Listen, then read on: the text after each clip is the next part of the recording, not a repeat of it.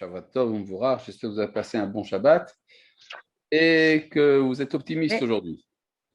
Bon, On est là. Bon, mais c'est l'essentiel. Alors, désolé, là, on va remettre en place. Voilà. Bon, eh bien, puisque c'est comme ça, je pense que le mieux encore, c'est de continuer notre étude du Orot HaTshuva. Et pour autant que je me souvienne, nous sommes au chapitre Yud Bet, au paragraphe Yud. Chapitre quoi? Yud Bet. Yud Bet, ça veut dire 12. Et nous sommes au passage Yud. Voilà. Bon, de quoi s'agit-il? Il y a une Mishnah qui nous dit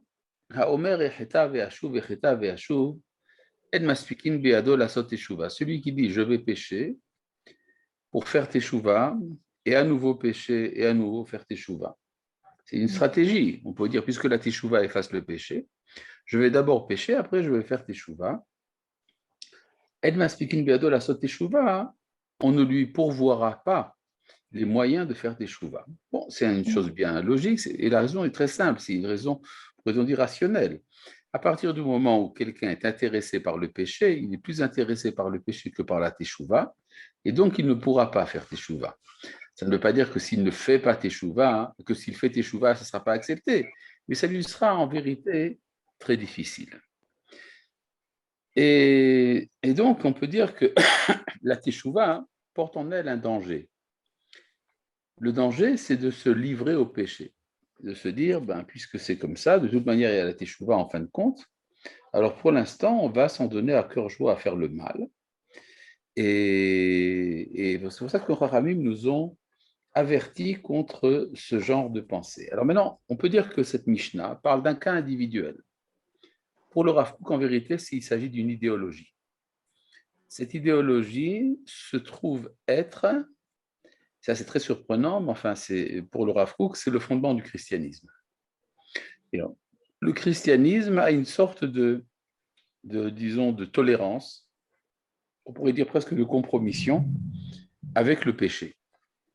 C'est-à-dire que on admet que l'homme est rempli de faiblesses, la chair est faible, que voulez-vous. Et puisque c'est comme ça, alors c'est vrai qu'on attend de l'homme de faire teshuva, mais on est prêt à différer la teshuva, à attendre beaucoup de temps. Et pour le Rav Kook, c'est la source même du mal. Vous connaissez par exemple ce passage des évangiles dans lequel on amène une femme qui a trompé son mari. Il y a des témoins et on veut la lapider. Et le fondateur du christianisme dit que celui qui n'a jamais péché lance la première pierre. Et donc, personne ne va la lancer, évidemment. Et beaucoup plus fort que ça, finalement, il s'adresse à la femme pécheresse, il lui dit « ça t'est pardonné, rentre à la maison, mais ne fais plus ça ». Alors, ça a l'air très, très doux, en fait, plein d'amour, mais en vérité, il y a ici un renoncement à l'établissement de la justice. Or, quand on renonce à établir la justice par pitié, par charité, finalement, c'est ça qui va entraîner les pires des méfaits, c'est ça qui va amener finalement le meurtre, la débauche et tout le reste. Et le Rav Kook, tout ça je dis à l'avance parce qu'on va lire ça après dans le texte, nous fait comprendre que les résultats du christianisme sont là pour l'accuser. C'est-à-dire ce qui s'est passé dans la civilisation européenne, qui est le fruit de l'introduction du christianisme dans le monde romain, a été tellement terrible, entre autres les deux guerres mondiales, la première guerre mondiale, le Rav Kook l'a connue, que finalement ça disqualifie rétroactivement l'effort du christianisme. Voilà. Eh bien, je pense que maintenant on va rentrer dans le texte. Hateshuva hi chidush hachaim. Alors évidemment, on pourrait avoir le texte devant les yeux, ce serait peut-être mieux. Oui. Hateshuva hi chidush hachaim. la teshuva renouvelle la vie. אי-אפשר לתשובה שלא תשנה את ערך החיים כולם כשהחיים נמשכים. Il est impossible que la teshuva ne change pas toute la valeur de la vie lorsque la vie continue. וממילא הרי משנה את ערכם לטובה אפילו כשנעשית ביום האחרון. Et donc, elle transforme la valeur de la vie en bien, même quand elle est faite le dernier jour. C'est une halakha. Si on a péché toute sa vie et qu'on fait teshuva le dernier jour, eh bien la teshuva est acceptée. Et là, vous avez un verset bien connu, très joli, Uzechor et Borecha, souviens-toi de ton Créateur. C'est dans Kohelet, dans l'Ecclésiaste. Uzechor et Borecha, souviens-toi de ton Créateur. Adasher lo yavu yemei hara, avant que ne viennent les jours de mal. Vigiu shanim asher tomar en li bain chefetz, et que n'arrivent les jours où tu diras je n'ai plus cette envie. C'est-à-dire qu'il faut faire teshuva quand on a encore la force de pécher et pas quand on est contraint de ne pas pécher. Adasher lo tershach hashemesh ve'aor, jusqu'à ce que ne s'obscurcissent le soleil et la lumière, vayareach ve'akochavim, la lune et les étoiles. Bon, alors, toute cette phrase poétique est une description poétique du jour de la mort. C'est quand le soleil s'éteint, lorsque la lune disparaît, etc. Et donc, il y a toute une série là-bas, ça continue d'ailleurs dans le texte de Kohelet, on nous dit que la teshuva est toujours possible. Yeter atanchumin, alors cette abondance de consolation, hem tavlin lechizuk ateshuva, c'est une sorte d'épice pour renforcer la teshuva ve'asbarat erka et expliquer sa valeur. Donc c'est très bon la teshuva, ça nous sommes d'accord. Aval, mais ashikua betoch atanchumim, l'enfoncement dans la consolation, ad keder rishul, jusqu'à la négligence chez la sdarat erche chaim kudashim, de mettre en place des valeurs de vie sacrées, ad keder tmi'a biven mitzulat achet, jusqu'à l'enfoncement dans les profondeurs des bassesses du péché, Omer nitzalti, et il se dit je suis sauvé. Vous comprenez, c'est ce que dit le Rav Kook ici, c'est le salut à la manière chrétienne, qui dit même si il y a abondance de péché, il y a toujours moyen de rédemption. Zoti derech hamavet, c'est le chemin mortel chez l'avoda zara havatranit, de l'idolâtrie renonciatrice. C'est ce que dit la Gemara dans le Yerushalmi, dans le Talmud de Jérusalem, Avoda Zara Vatranit hi. L'idolâtrie est renonciatrice. C'est-à-dire, il y avait dans l'Antiquité ce qu'on appelle le syncrétisme. Tout le monde avait ses dieux. Alors, on admettait volontiers, avec une grande tolérance, envers les dieux des autres, même si ce n'est pas mes dieux, mais pourquoi ne pas accepter que l'autre a ses dieux? Et ça a créé finalement des syncrétismes ou une tolérance idolâtre, ce qui fait que de nombreux cultes, par exemple, arrivaient de l'Orient à l'Occident, à Rome, que le culte de Mitra, qui était un culte perse, est arrivé jusqu'en Écosse chez les soldats de l'empereur Adrien. Et donc, je dis le Rav Kook, la Avoda Zara Vatranit, finalement, elle est sympathique, mais elle ne permet pas d'élever le monde, de réparer le monde. Haomeret, et voilà ce qu'elle dit. Alors, il nous amène ici un verset, si je ne me trompe, de Hoshea. Si je me trompe, effectivement, c'est dans Amos, pardon. C'est dans le prophète Amos au chapitre 4. Et qu'est-ce que disent les idolâtres? Haviu la boker zivhachem, amenez le matin vos sacrifices, alors que la Torah a dit de les amener le soir, l'après-midi. Lishloshet yamim maaserotechem, vous pourrez consommer vos dîmes le 3e jour, alors que la Torah dit 2 jours.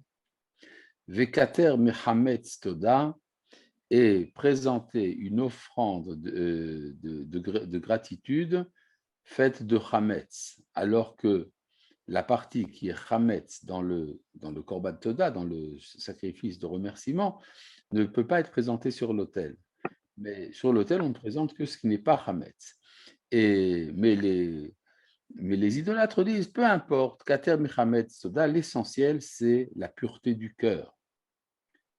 Et là, le Rav Kook rentre dans l'essentiel. Ha-metoda ha-ozevet et ha-emet ve-ha-mishpat. Cette méthode, c'est-à-dire ce système de pensée, qui abandonne la vérité et la justice. Ve'olechet achare levava, et suit l'inclination de son cœur, zo minut. C'est là l'hérésie. Alors, le terme de minut désigne l'hérésie chrétienne à ses débuts. Il y avait, avant que le christianisme ne soit vraiment établi, il y avait déjà une secte, la secte des élèves de Jésus, et que les Chachamim ont appelé les minim. Minim, c'est une espèce, c'est-à-dire une espèce en soi.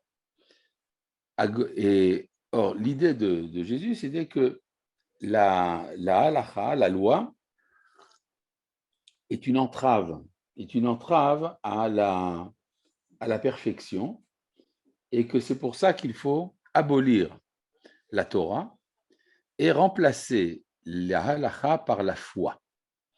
Alors, c'est ça que le Rav Kook vise ici à travers ce verset de Amos. Donc, cette méthode qui abandonne la vérité et la justice et va après son cœur, zominut, c'est ça l'hérésie. Hagoreret acharea, qui entraîne après elle, kol retzach bechol zima, tout homicide et toute débauche. Lamrot, sheitamit poshetet lafeha veomeret, bien qu'elle montre tout le temps ses sabots pour dire Reu sheani teora, voyez que je suis pur. De quoi s'agit-il? Le christianisme est comparé dans l'imagerie des Chachamim à un porc. Le porc, c'était l'emblème de Rome dans l'Antiquité, et la Guémara reprend ça pour le christianisme parce que le porc a un signe de pureté, il a les sabots fendus.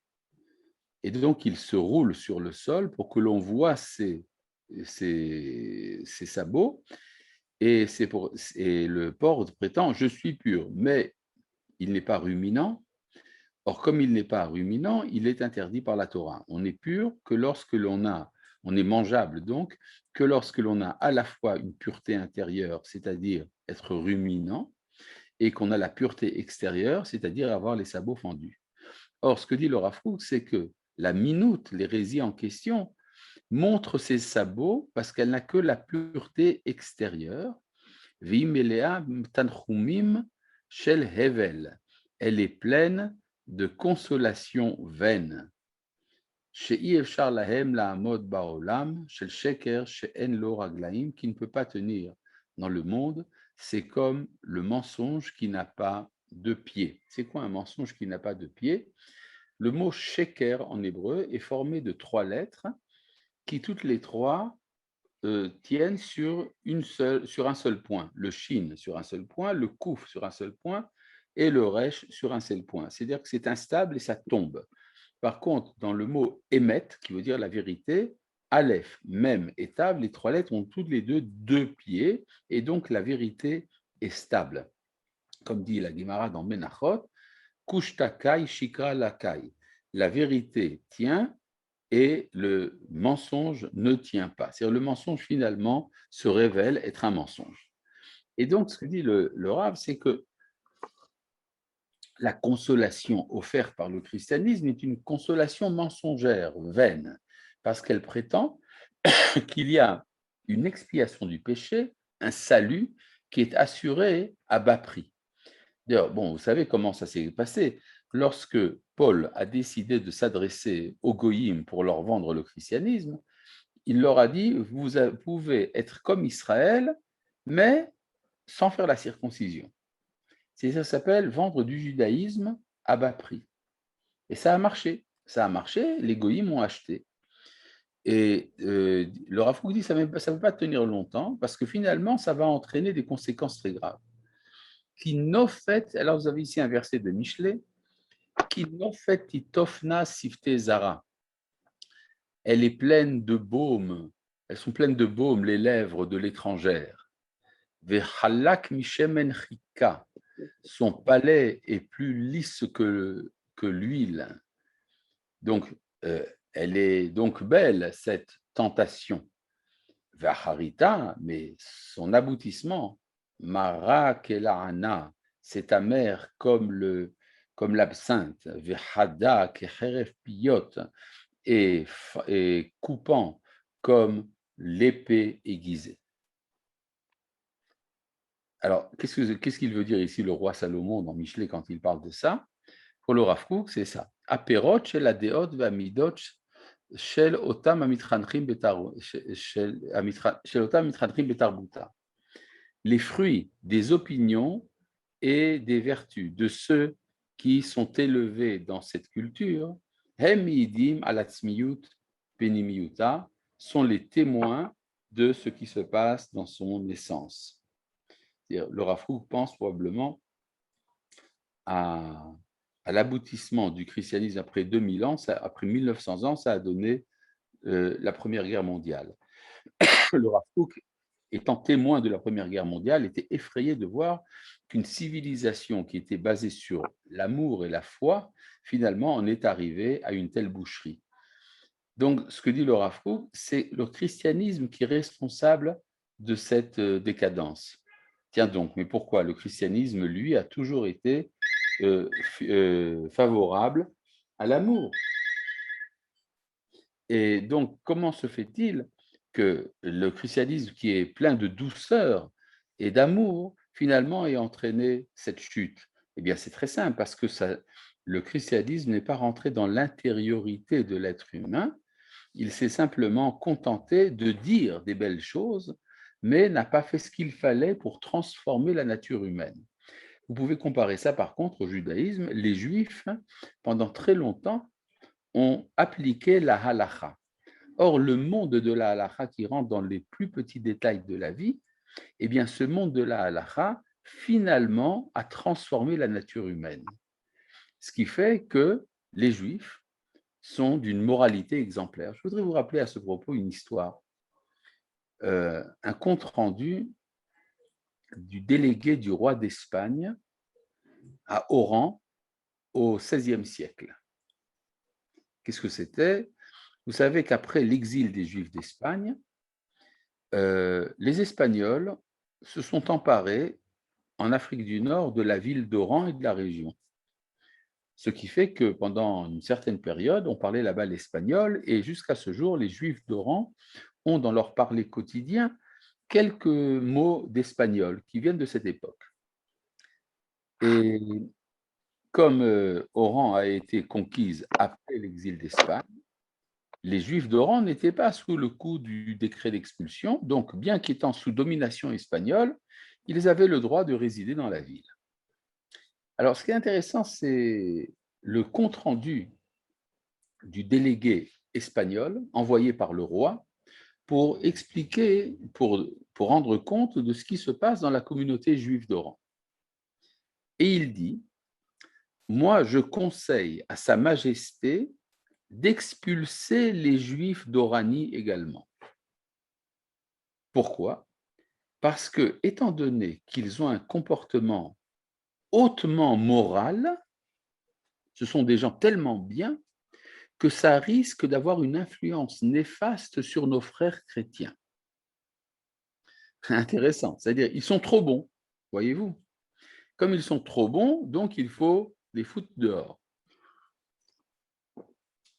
Eh bien, c'est ici ce que dit le Rav Kook, c'est que la consolation proposée par le christianisme, parce que l'homme se sait pécheur et faible, est en fait une consolation qui entraîne finalement la barbarie.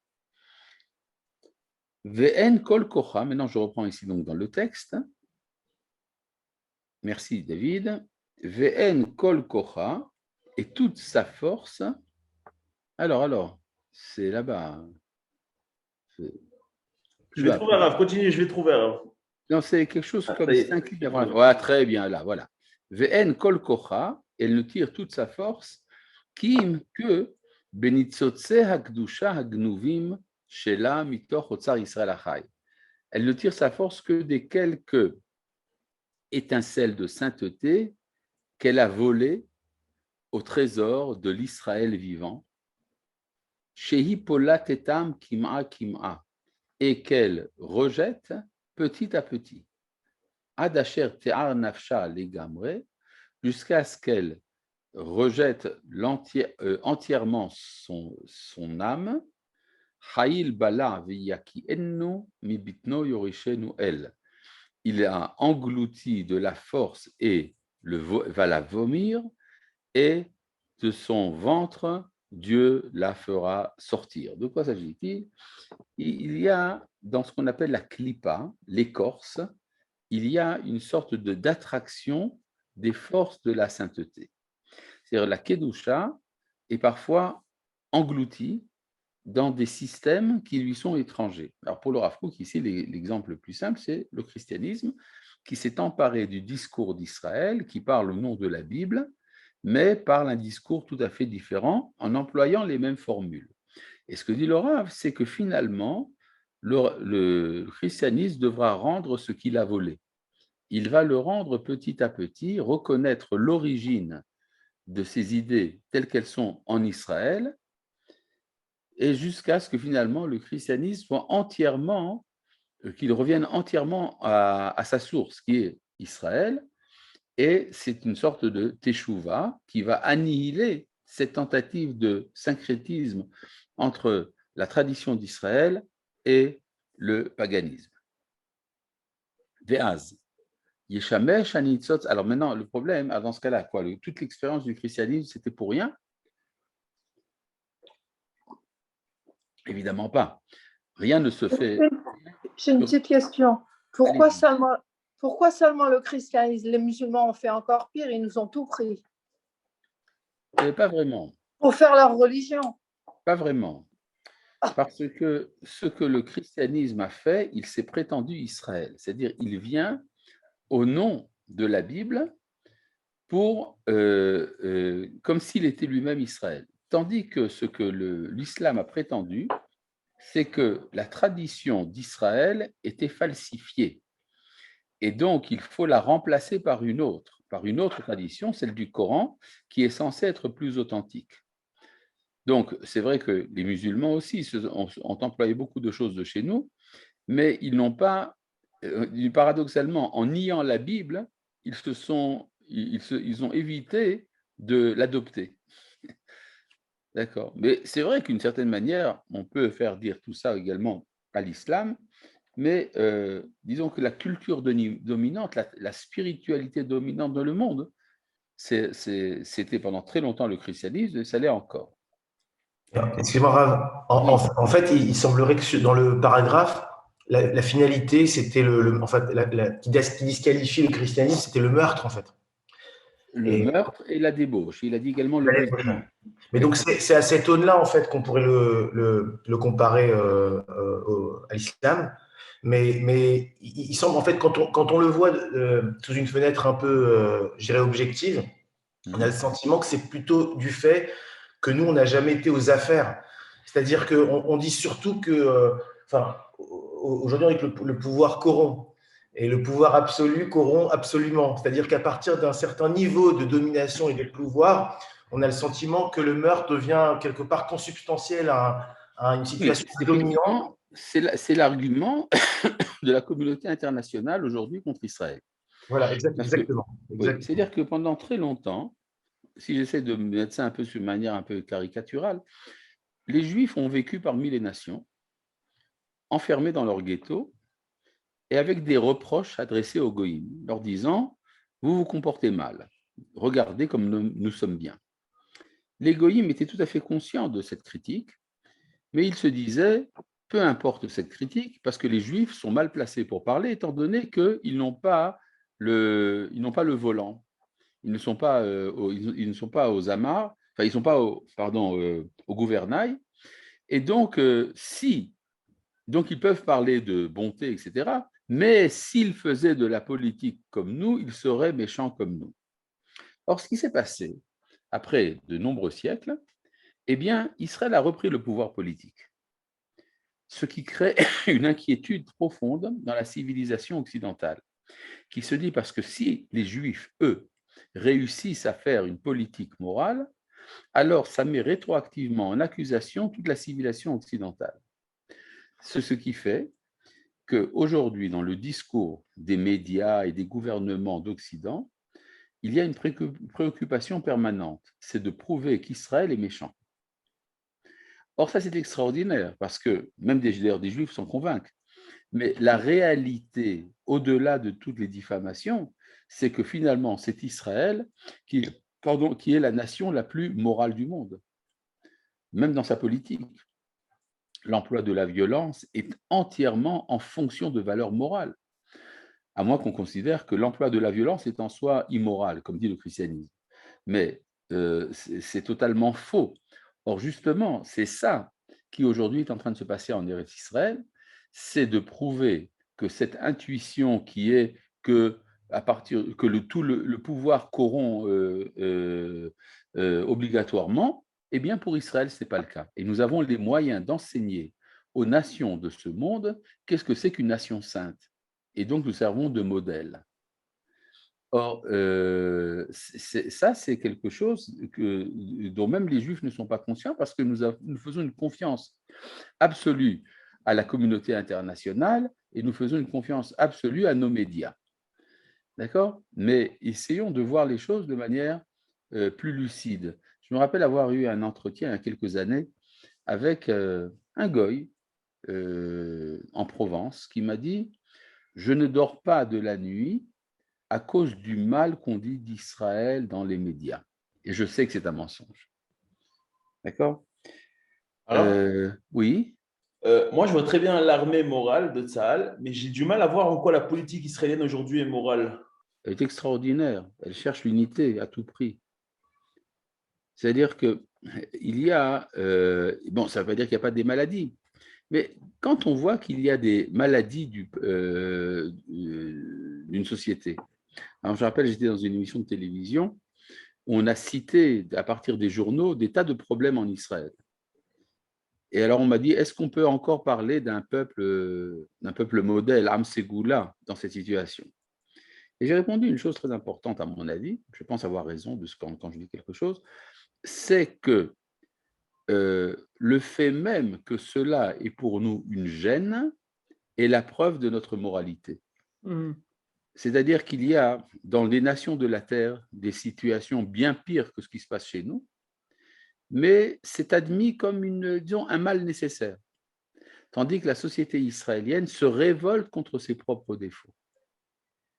D'accord? Excusez-moi pour la faute d'orthographe. C'est mon téléphone qui inscrit un mot sans que je le veuille. Ah, du couplet, le refrain.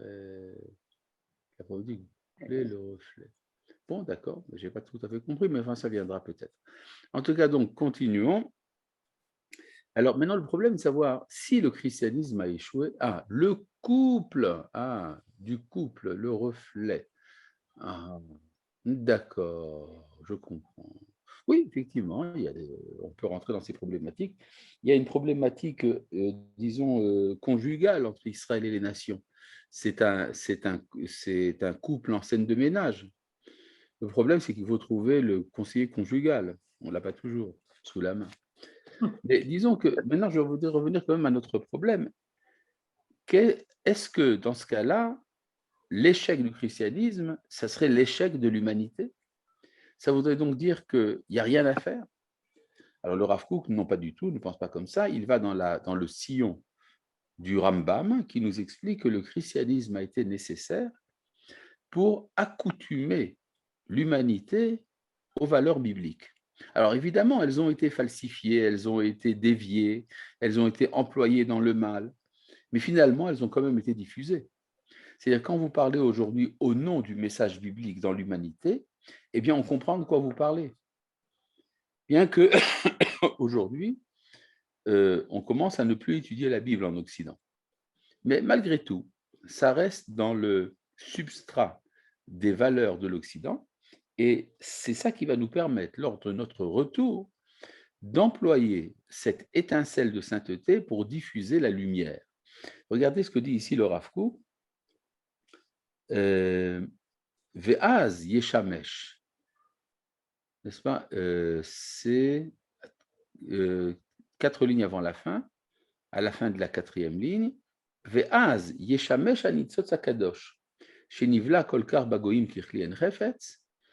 Et alors cette étincelle de sainteté qui a été engloutie tellement parmi les nations comme un ustensile inutilisable, servira à éveiller le cœur de nombreuses nations.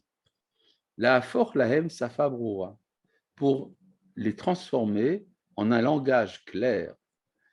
Likro beshem Hashem Eloi Israël, pour invoquer le nom de Dieu, qui est le Dieu d'Israël. Beruach Hashem, par l'Esprit de Dieu. Ruach etza ou gvura, un esprit de conseil et de bravoure. Ruach da'at virat Hashem, un esprit de connaissance et de crainte de Dieu. Tout ça, ce sont des expressions employées à propos du Mashiach, n'est-ce pas, dans le livre d'Isaïe, Yeshayahu. Lo ruach za, non pas un esprit étranger, ruach tipshut vechulsha, un souffle de bêtise et de faiblesse, ruach sichlut ve'efkirut musarit, un esprit d'ignorance et de licence morale, atomer oshiotav ashikriot al yesod avitur, qui soutient ses fondements mensongers sur la base de l'abandon, du renoncement. Sheubuz vekalasa lechol manhig veshofet tzedek, qui est méprisable pour tout dirigeant qui cherche à faire la justice. C'est-à-dire, le Mashiach, à quoi ça sert? Alors, on vous dira, les chrétiens diront, le Messie, c'est pour amener l'amour. Effectivement, dans une société comme Rome, qui n'était pas basée sur l'amour, alors parler de l'amour, c'était effectivement un messianisme important pour eux. Mais chez les enfants d'Israël, ça, tu aimeras ton prochain comme toi-même, on le connaissait. On n'a pas besoin du Messie pour apprendre à faire l'amour. Alors à quoi il sert le Messie? Eh bien, d'après les prophètes, il sert à faire la justice. Et il est là pour rétablir le droit. Il est là pour rétablir la justice également par la force. Sherak chesed leumim kazehu mekor niftar lechol achzariut unvala, car la générosité des nations de ce genre est la source de toute cruauté et de toute bassesse. Et là, nous avons ici la manière dont la rédemption est présentée par les prophètes. Yavo Elohenu valicherash, que notre Dieu vienne sans se taire. Esh lefanav tochel, le feu mange devant lui, dévore devant lui. Usvivav nis'ara meod, son entourage est très tremblant, frémissant. Yikra el hashamaim me'al, il appelle vers le ciel d'en haut. Vel hashamaim la din imo, vel haaretz la din imo, et la terre pour le jugement devant lui.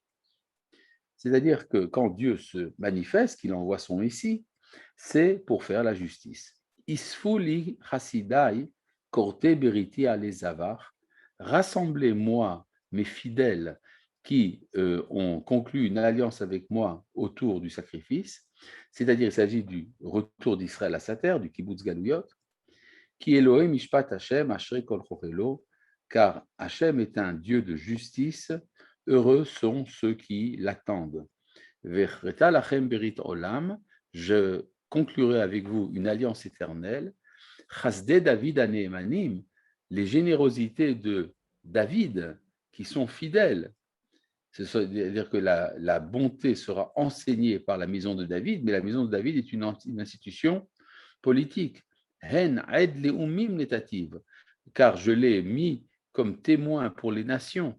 Nagid umtsave leumim, un dirigeant qui ordonnera aux nations. Hen, et alors, goy loteda tikra, une nation que tu ne connais pas t'appellera. Vegoy lo yeda'ucha, et lecha yarutsu, et des nations qui ne te connaissent pas courront auprès de toi, leman Hashem Elohecha, en faveur de l'Éternel ton Dieu, c'est pour accéder à l'Éternel ton Dieu, Venikdosh Israël qui péarach, et pour le Saint d'Israël qui t'a magnifié.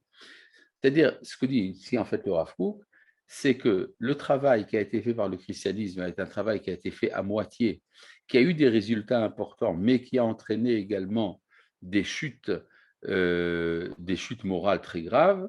Et c'est une des raisons pour lesquelles il faut ramener Israël à sa terre pour rétablir un monde de justice. Et c'est ça donc le rôle messianique qui fait que le Messie va employer la sensibilité religieuse chrétienne qui s'est répandue dans le monde de manière déviée, mais qui s'est quand même répandue dans le monde, pour transmettre un message de justice aux nations de la terre. Voilà, c'est à peu près ça le fondement de cet enseignement. C'est intéressant de voir qu'aujourd'hui nous vivons cette époque. Ce dont parle le Rav Kook n'est pas simplement un vœu pieux. Il y a également cette idée, aujourd'hui nous voyons que quand il y a une décadence morale chez les nations, eh bien, parmi les nations commence à s'éveiller un intérêt pour l'enseignement d'Israël pour l'égoïsme. Et je ne dis pas ça parce que je m'occupe de ça dans mon organisation Brit Olam, mais l'organisation Brit Olam qui s'occupe des nations, eh bien, elle est, si vous voulez, une conséquence du retour d'Israël. C'était inévitable, c'est-à-dire ce n'est pas moi qui l'avais fait, quelqu'un d'autre l'aurait fait. Ah, voilà, ça c'était un long passage, eh bien, puisque c'est comme ça, nous allons passer à Yud Aleph. N'est-ce pas, David? Voilà, merci.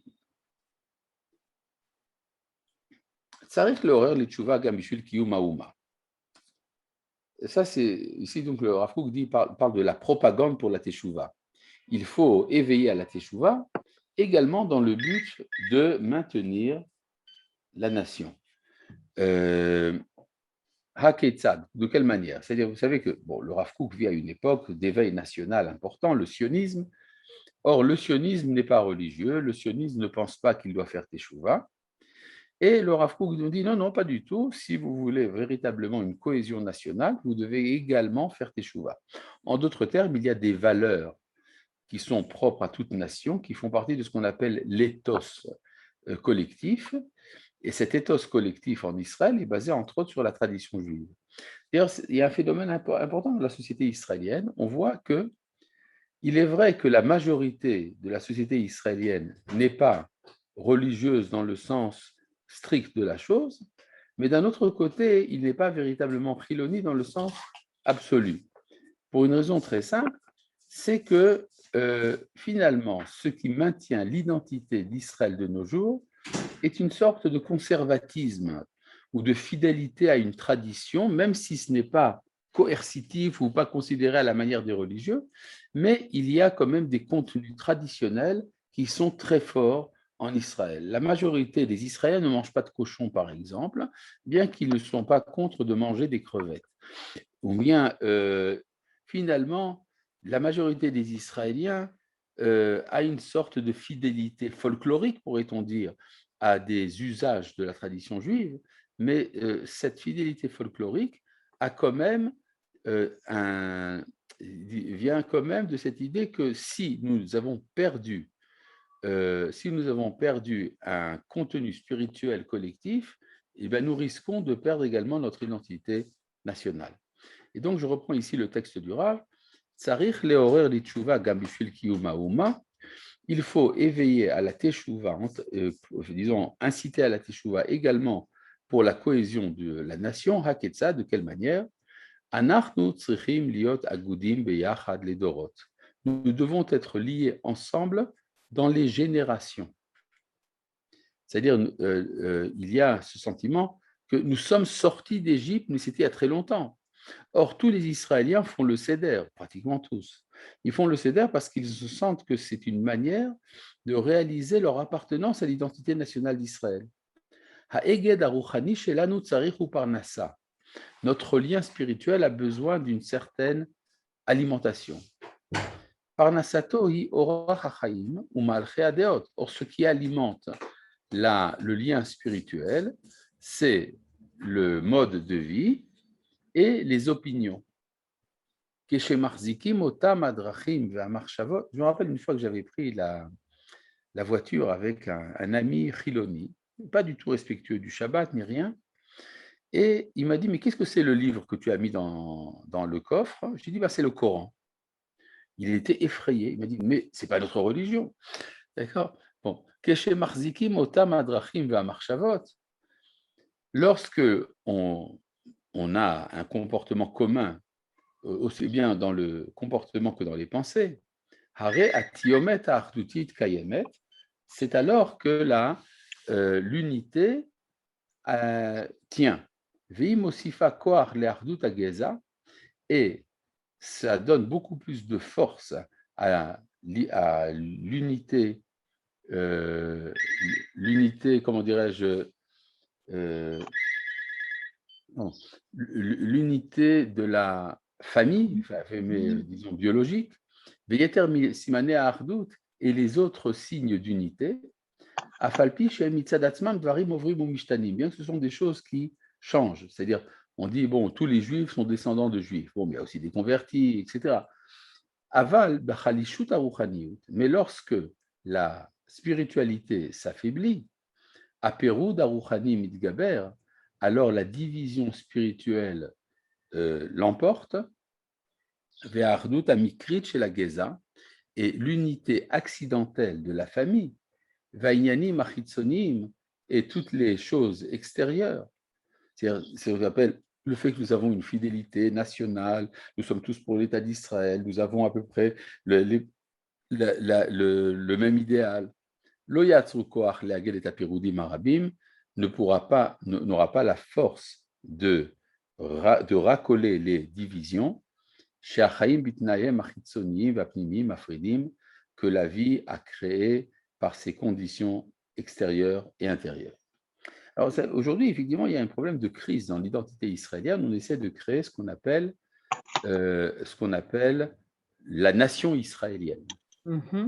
Cette idée de la nation israélienne bute sur un gros problème, c'est le problème des Arabes. Est-ce que l'on peut parler d'un peuple? Il n'y a pas un seul et même peuple, juif et arabe, bien que tous sont des Israéliens sur le plan formel, sur le plan de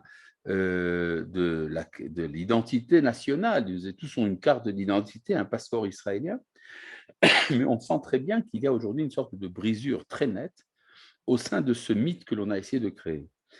C'est une idée qui avait été développée par le président israélien Rivlin, qui est ce qu'on appelle le Neum Hashvatim, le discours des tribus, comme quoi la société israélienne serait formée de 4 tribus. La tribu dathite, charédite, chiloni et arabe.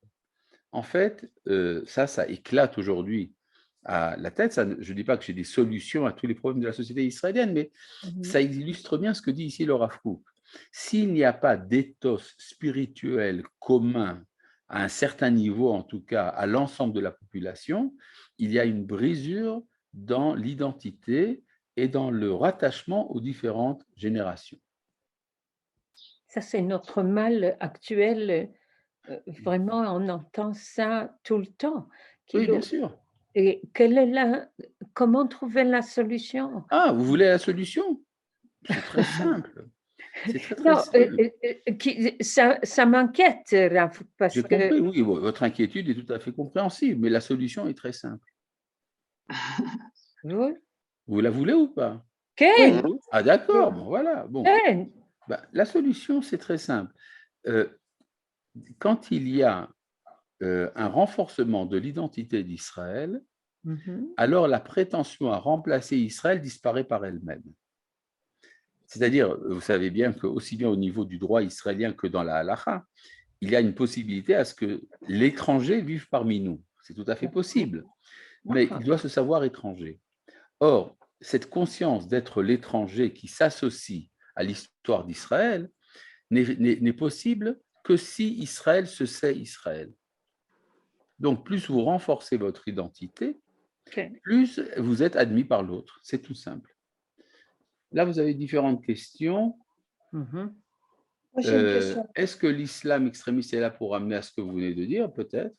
L'Occident fête Noël pour célébrer l'amour, même les non-pratiquants également. Effectivement, Noël, je pense que beaucoup d'Européens ne savent même pas pourquoi est-ce qu'il y a la fête de Noël. Ils sont tout contents, il y a des arbres. D'accord. Enregistrez-vous. C'est rien, Rav. Oui. J'ai une autre question. Est-ce que le fait que les musulmans sont circoncis, ils se sentent supérieurs à nous? Est-ce que ça, c'est un problème pour les Juifs? C'est possible, mais vous comprenez, vous parlez ici d'un sujet tout à fait différent. Oui, je sais, mais ça me préoccupe. Oui, bien sûr, mais vous savez que moi aussi, j'ai beaucoup de préoccupations, mais je n'en parle pas toujours dans mes cours. C'est-à-dire, le cours est sur un sujet particulier. D'accord, enregistrez-vous à la Yeshiva Online, nous dit David Altar, to everyone. Bon, et bien voilà, c'est tout pour aujourd'hui. À bientôt. Shalom, shalom. Rav Cherki. À la semaine prochaine, Bezrat Hashem, Shavuot.